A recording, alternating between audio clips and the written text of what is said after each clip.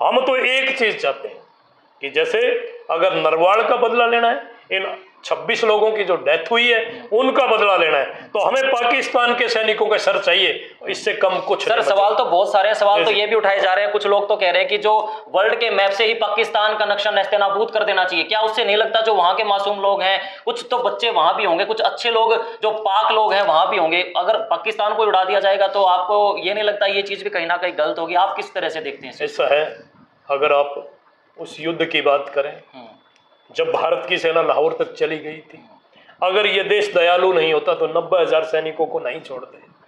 अगर उस दिन 90,000 सैनिकों को आज तक हमारे पास रखते तो शायद पाकिस्तान की हिम्मत नहीं थी दोबारा उठने की, लेकिन तब भी हमने उनको छोड़ दिया था। हम नहीं कहते कि पाकिस्तान को निस्तेनाबूद कर दे, लेकिन उन लोगों को जरूर करना पड़ेगा जो लोग ये पढ़ाई करते हैं। मैं तो भारत में जो बैठे जो लोग हैं, जो नमाज पढ़ते हैं, जिस नमाज में ये लिखा जाए कि भारत के नागरिकों को, हिंदुओं को मारना उनके लिए बहुत बढ़िया चीज है, ऐसी नमाज भारत में बंद हो जानी चाहिए। या तो वो भारत में रहें, अगर नहीं रहना चाहते भारत में पाकिस्तान जिंदाबाद के नारे जो लगाओगे वो पाकिस्तान चले जाएं। सर सवाल और भी काफी सारे निकलते हैं। मोदी जी ने तो ये भी कह दिया 48 घंटे का समय भारत के अंदर, अमित शाह जी ने भी कहा है कि जितने भी मुसलमान हैं वो धीरे धीरे करके जो है ये देश छोड़ दें। तो बचपन में हमने भी पढ़ा, आपने भी पढ़ा और बहुत सारे लोग यहाँ सामने सबने पढ़ा होगा, सेक्युलर कंट्री बोला गया है, धर्मनिरपेक्ष राज्य हमारे देश को बोला गया है, हिंदू मुस्लिम सिख ईसाई आपस में हम भाई भाई, ये स्लोगन हम बचपन से पढ़ते हैं। जिस गांव में आप रहते हैं यहाँ भी मुस्लिम लोग रहते हैं, यहाँ बल्कि एक तो हरियाणा के अंदर मेवात नूह है, वो पूरा का पूरा जिला ही मुस्लिम समाज से है। यूपी चले जाएं, यूपी के अंदर मुस्लिम समाज बहुत है, दिल्ली में है, राजस्थान भरा पड़ा है। तो ये क्या हिंदू मुस्लिम का जो मुद्दा है ये इतना बड़ा मुद्दा हो गया है कि क्या केवल और केवल इस भारत देश के अंदर अब हिंदूवाद की ही, हिंदू राष्ट्र की कल्पना की जाए यहाँ के लोगों के द्वारा? अगर यहाँ से सारे मुस्लिमों को निकाल दिया जाए तो फिर हम कैसे कह सकते हैं ये सेक्युलर कंट्री है? मोहित जी, जब देश आजाद हुआ शहादत सभी ने दी थी, वैसे नारा गलत था, हिंदू मुस्लिम सिख ईसाई हम सब हैं भाई भाई। सिख को क्यों अलग कर दिया गया? सिख तो हिंदू था, सोचने की बात है। ईसाई इस देश में था नहीं, जब भारत था, हिंदुस्तान था, तो ईसाई तो मेरे ख्याल में तो नहीं थे, कोई 2-4 होंगे। लेकिन उन लोगों को जो हमारे भारत में रहे, एक भी मुसलमान सिंगल भारत में नहीं था, वो तो मुगलों के साथ चले गए। These are converted, all are converted. जितने मुसलमान भारत में हैं वो सारे के सारे उन्होंने धर्म परिवर्तन करा था, ये टोटली हिंदू हैं। और जो परिवर्तन करता है, कन्वर्टेड जो होते हैं वो और ज्यादा मजबूत हो जाते हैं। नहीं सर, लेकिन मैं पुनः उसी चीज पे आ रहा कि क्यों धर्म में पढ़ाया जाता है? आपने हिंदू धर्म में कहीं देखा, आपने सिख धर्म में कहीं देखा किसी को मारना, किसी को काटने की कोई शिक्षा दी जाती है? इसी धर्म में क्यों दी जाती है? जिस धर्म में मनुष्य को काटने की बात करते हो, मनुष्य को मारने की बात करते हो, क्या ऐसा धर्म होना चाहिए? लेकिन वहीं पे कांग्रेस वाले जो विपक्षी दल है वो तो ये कह रहे हैं कि वहां पर उन 26 में से एक आदिल हुसैन भी था जिसने जो वहां पर पर्यटकों को बचाने का काम किया और उसको भी मार दिया गया। दुख हमें भी है कि वो मरा, दुख हमें भी है क्योंकि भारत का नागरिक था। लेकिन इन कांग्रेसियों का क्यों दुख होता है? एक मुसलमान मरे ये सारे कांग्रेसी खड़े हो जाते हैं, और इतने हिंदू मरे इनके कोई दर्द नहीं। मैंने आज देखा कांग्रेस भवन से वो लोग पुतला फूंकने के लिए जा रहे थे, और जब उनके चेहरे देखे तो सभी हंस रहे थे। क्या किसी की शहादत हो जाए, इतना बड़ा कांड इस देश में हो जाए, देश के नागरिकों को हिंदू कह के गोलियां मार दी जाए, तब हंसी आती है किसी को। लेकिन एक चीज और है ना सर, क्या आपको नहीं लगता इस भारत देश की आजादी में क्या मुसलमानों का कंट्रीब्यूशन नहीं था? 1947 में जब भारत देश आजाद हुआ था तो मुसलमानों ने भी तो अपनी शहादत दी होगी। इस भारत देश की आर्मी में भी मुसलमान बहुत सारे फौजी होंगे। अगर हम मिसाइल मैन जो अब्दुल कलाम की बात करें, उन्होंने भी तो देश का राष्ट्रपति पद जो सुशोभित किया और साथ में मिसाइल उन्होंने बनाई। मौलाना अबुल कलाम की बात करें तो उन्होंने भी जो है इस देश में शहादत दी है। अगर हम 13 अप्रैल 1919 के जलियांवाला कांड की बात करें तो उसके अंदर लगभग 1100 लोग मरे थे, उसमें भी तो बहुत सारे मुसलमानों ने शहादत दी। क्या मुसलमानों का कोई कंट्रीब्यूशन नहीं है भारत? मोहित जी, आप मुसलमानों की बात कर रहे हैं, तब भारत नहीं था, अब हिंदुस्तान की बात कर रहे हैं। तब तो इसमें बांग्लादेश भी था, इसमें पाकिस्तान भी था, इसमें अफगानिस्तान भी था, बहुत से कंट्रियों से बनके एक देश बना था। उसमें जो जो नागरिक थे, वो चाहे मुसलमान हो, चाहे हिंदू हो, चाहे ईसाई हो, चाहे सिख हो, शहादत सभी ने दी थी। लेकिन आप याद करें वो मंजर, क्योंकि हमने तो बुजुर्गों से सुना था कि हमारा जब 1947 में देश आजाद हुआ, क्या परिस्थिति इस देश में हुई, क्यों इस देश के टुकड़े करे, और वो टुकड़े गैंग कौन सी थी? यही कांग्रेसी थे जो देश का पहला प्रधानमंत्री था, क्यों देश के टुकड़े करने पड़े? हमें तो यहाँ तक भी पता है कि हमने तो कहीं इतिहास में पढ़ा है कि तीनों भाई थे, एक ने जम्मू कश्मीर ले लिया, एक ने भारत ले लिया और एक ने पाकिस्तान ले लिया। तब जब टुकड़े हुए, जो हालात इस देश के हमने सुने थे कि तीन ट्रेन भर के कहीं अंग काट काट के हमारे हिंदुओं के भेज दिए गए थे उन लोगों ने, तब ये पाकिस्तान का टुकड़ा हुआ था। ये बनाने वाले जो लोग थे क्यों इस देश में रहे? जब उनका एक कंट्री अलग से बन गया तो वहां चले जाते। तो क्या आप इस बात से इत्तेफाक रखते हैं वर्मा जी कि हर मुस्लिम आतंकवादी नहीं होता और हर आतंकवादी जो मुस्लिम पाया जाता है, क्या आप इस बात से इत्तेफाक रखते हैं या हर मुस्लिम आतंकवादी नहीं होता? हर मुस्लिम आतंकवादी नहीं हो सकता, लेकिन जितने आतंकवादी वो सारे मुसलमान। तो आप इत्तेफाक रखते हैं इस बात से? बिल्कुल, इसमें कोई शक नहीं। आप ये देखें ना, मेरे देश में भारत में बच्चे आज एक बात बोल रहे हैं, पाकिस्तान जिंदाबाद। कौन सिखाता है उनको? यही इनकी मस्जिदों में ये ट्रेनिंग दी जाती है।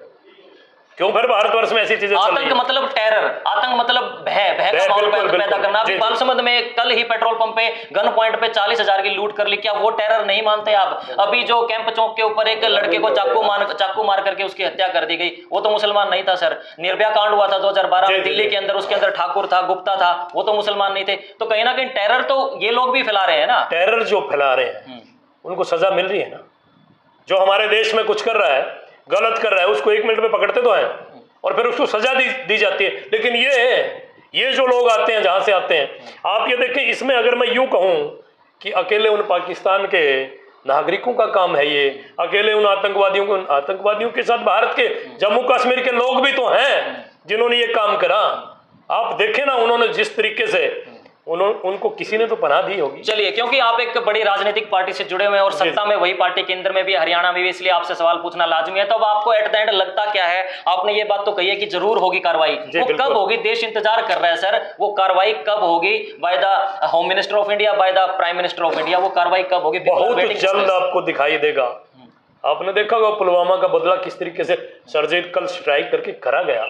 आप देखना, बहुत जल्द भारत अधिकृत कश्मीर बनेगा, जो पाकिस्तान अधिकृत कश्मीर है, बहुत जल्द बढ़ने वाला। चलिए, बहुत बड़ा मुद्दा है ये, क्योंकि हिंदू मुस्लिम की एक अलग ही जो है ये जमात चल रही है इसको लेकर, क्योंकि हमारा जो कंट्री है ना, इसको शुरू से ही सेकुलर कंट्री बोला गया है और यहाँ पर इस भारत देश के अंदर हर किसी को पनाह मिली है। अगर हम बात करें बॉलीवुड के अंदर बहुत सारे खान ब्रदर्स रहते हैं, सलमान खान है, सैफ अली खान है, शाहरुख खान है, वो यहीं पैदा हुए और यहीं पर उनके बच्चे पले बड़े, बहुत सारा रेवेन्यू वो महाराष्ट्र सरकार को भी दे रहे हैं। अगर सिंगर्स की बात करें तो पाकिस्तान के सिंगर अदनान सामी भी यहाँ पर रह रहे हैं काफी सालों से। तो ये तो भारत देश तो बहुत पनाह देता है। लेकिन अब सवाल ये है, मुद्दा ये है कि क्या भारत देश के अंदर जो मुसलमान है उसको लेकर के जो इंडियन गवर्नमेंट है वो क्या कड़े फैसले लेगी? क्योंकि ये जो 26 शहीद हुए हमारे भारत के, वो भी केवल पुरुष आइडेंटिफाई करके पूछ करके कि आप कौन है, क्या हिंदू है, उनको सेग्रेगेट किया गया, फिर उनको AK-47 से धड़ाधड़ उड़ा दिया गया।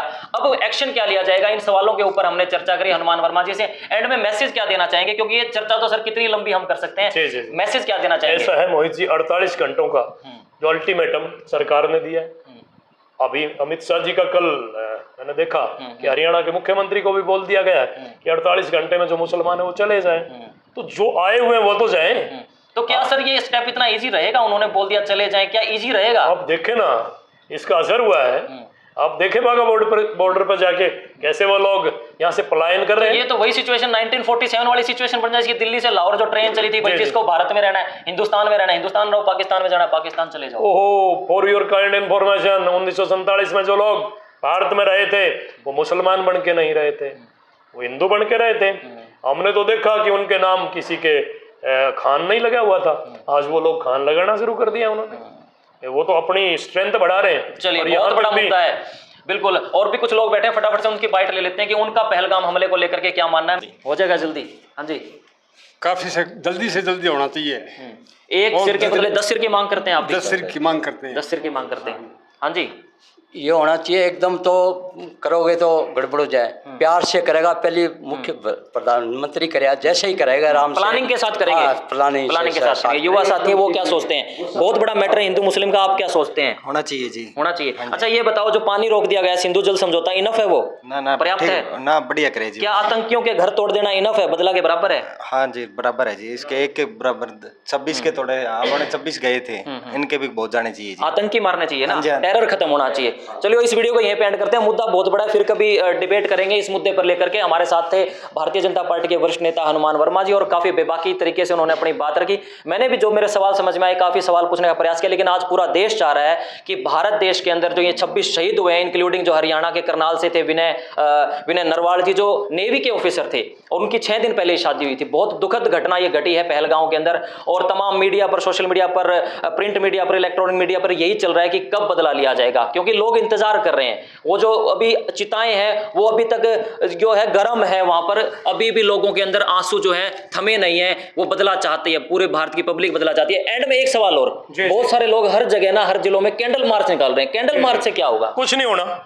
ये कैंडल मार्च निकाल के क्या क्या दिखाना चाहते हैं? एक दिन का रोष, अब एक दिन के रोष से कुछ नहीं होने वाला। एक दिन के हर आदमी के, मैं तो यूं कह रहा हूं, हर घर में, हर व्यक्ति के दिल में आग जलनी चाहिए। आज बदला लेने की बात है। हर व्यक्ति अपने आप को सैनिक समझे, और मैं तो यूं कह रहा हूं सारे के सारे चले ना जम्मू कश्मीर में, देखते हैं इन लोगों को कि कैसे ये लोग नहीं काबू आते। अब तो जनता को इंसाफ लेना पड़ेगा। बिल्कुल, बहुत सारे लोग ये कहते हैं कि इस मुद्दे पर राजनीति नहीं होनी चाहिए, लेकिन मेरा ये मानना है कि राजनीति के बगैर देश चलता ही नहीं, और जो सत्ता पक्ष होते हैं उससे तो सवाल पूछे जाएंगे। देश का पीएम है नरेंद्र मोदी और गृह मंत्री हैं, होम मिनिस्टर हैं अमित शाह, इसलिए उनसे सवाल पूछने जरूरी है कि वो आखिर कब लेंगे, बदला कब लेंगे। बहुत बहुत धन्यवाद। वीडियो को खुल के शेयर कर देना। आपके खुद के अगर कुछ विचार हो, सजेशंस, ओपिनियन हो, वो भी आप रख सकते हैं। बहुत बहुत धन्यवाद, शुक्रिया।